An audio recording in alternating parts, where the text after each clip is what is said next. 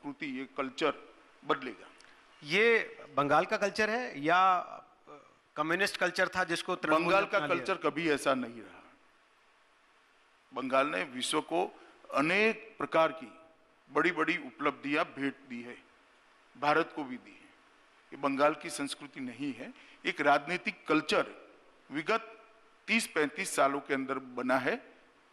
मुझे लगता है अब सर्किट ब्रेक होने जा रही है।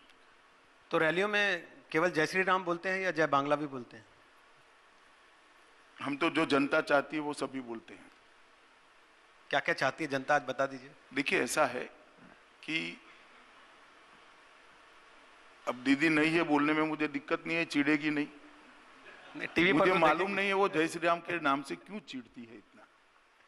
और जय श्री राम ये कोई इसको धार्मिक नारे के रूप में इंटरप्रेट करने का प्रयास जो तृणमूल कांग्रेस कर रही है वो गलत है। अगर ये धार्मिक नारा होता तो मैं बंगाल की जनता की नस नस को जानता हूं, कभी स्वीकृति ना आती। जय श्री राम प्रतीक है एपिसमेंट के खिलाफ का, तुष्टीकरण के खिलाफ का। अगर आपको बंगाल के अंदर दुर्गा पूजा निकालने के लिए हाईकोर्ट के द्वार खटखटाने पड़ेंगे, बच्चे वसंत पंचमी के दिन सरस्वती पूजा नहीं कर पाएंगे, रामनवमी के दिन आप शोभा यात्रा नहीं निकाल पाए, कहां जी रहे हैं हम, किस स्थिति में पहुंचा दिया।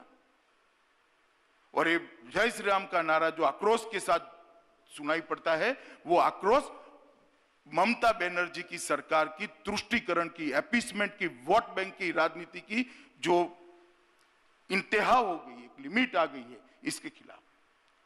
और ये नारा परिवर्तन का नारा है, मेरी बात याद रखकर चलिए। आप लोग ये नारा वाकई इसलिए लगाते हैं कि आपके दिल के करीब है, या इसलिए लगाते हैं कि ममता बनर्जी चिढ़ती हैं आपके हिसाब से? देखिए, मुझे मालूम नहीं है आपको राजनीति को कितना नजदीक से देखने का अनुभव है।